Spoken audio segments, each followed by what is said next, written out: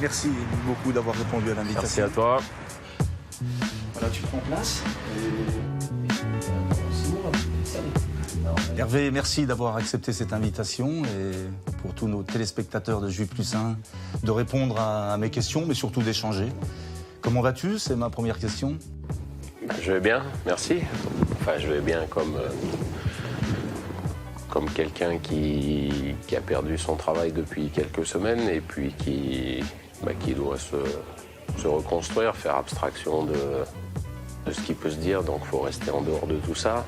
Et puis, si j'ai accepté l'invitation, c'est pas pour J+1, c'est pour toi. Donc ils peuvent te dire merci. On s'arrangera après. Hein, mais non, c'est parce que je trouvais ça sympa. Lui, il connaît tout. De mon côté, il y aura poignée de main comme avec tout le monde, il n'y a pas de souci. Mais moi, je le connais pas. Voilà. Je le remercie amplement d'avoir ramené le professionnalisme en Savoie. Les initiés du football pensent que, justement, il y a des inimitiés entre toi et moi. Déjà, on se connaît depuis pas mal de temps pour s'être affrontés, mais quand on est adversaire, on se connaît pas forcément. On se salue avant un match, parfois on échange, mais quelques mots, parfois on s'accroche. Donc on s'est accroché parce que on était peut-être dans des situations qui n'étaient pas faciles non plus.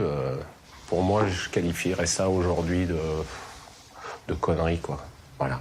Alors j'ai certainement une part de responsabilité d'avoir répondu à une question d'un journaliste qui certainement n'avait qu'une envie, c'est que je réponde ce que j'ai répondu pour que ça puisse mettre un petit peu d'huile sur le feu. C'est le jeu des journalistes, c'est leur métier, il faut se mettre à leur place. Maintenant, t'es de l'autre côté, donc tu sais, tu sais ce que c'est.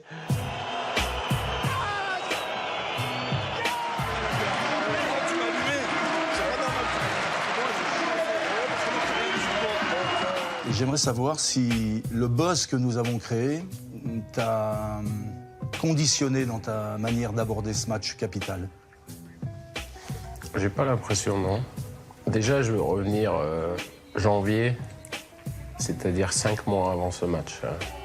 Je me rappelle, je suis dans le vestiaire, il y a le classement, et je dis, on est à 9 points, on reçoit Évian la dernière journée, ce qui veut dire qu'il faut gagner 7 points.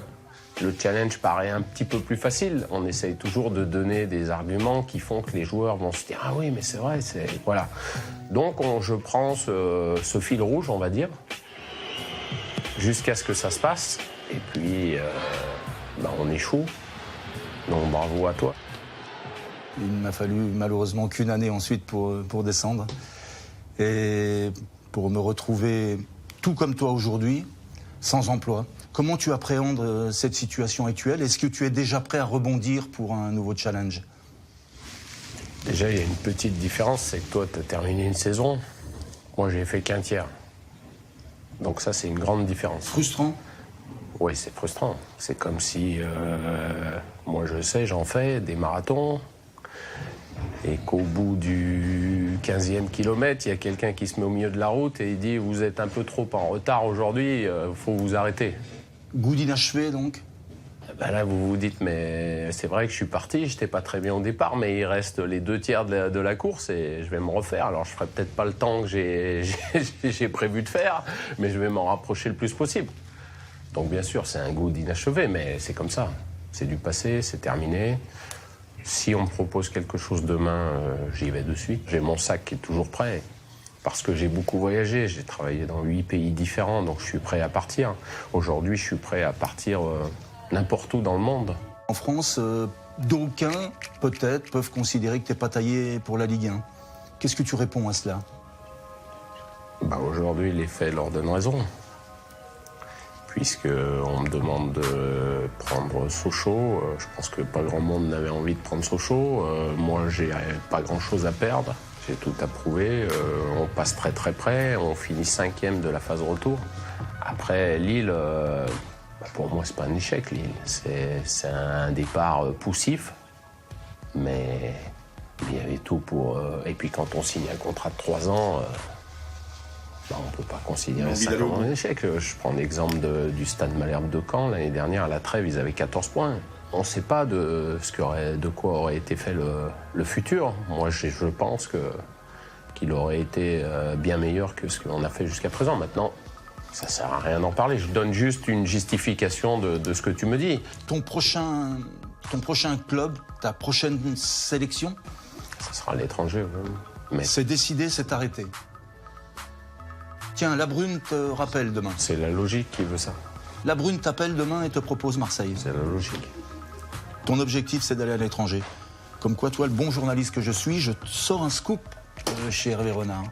Sa prochaine destination, Non, c'est la... l'étranger. Oh, non, mais c'est la logique qui veut ça, qui va m'appeler aujourd'hui. Et puis, je suis pas certain que après avoir passé tant d'années à l'étranger, je sois dans les meilleures conditions possibles pour exercer mon métier en France. En France. On peut en parler un peu de la France. Hein. Oui, on peut en parler. Vous savez, moi qui ai voyagé un petit peu, là, ça va choquer les gens. Mais c'est vraiment important de le dire quand même. Si tu passes dans la rue là avec une Bentley, il y en a certains pays où on va dire « moi je veux tout faire pour obtenir cette voiture. J'ai cette ambition, il faut que j'aille chercher ça, ça. » En France, on va dire « regarde-moi ce connard, là. Comment il a fait pour se payer cette voiture ?»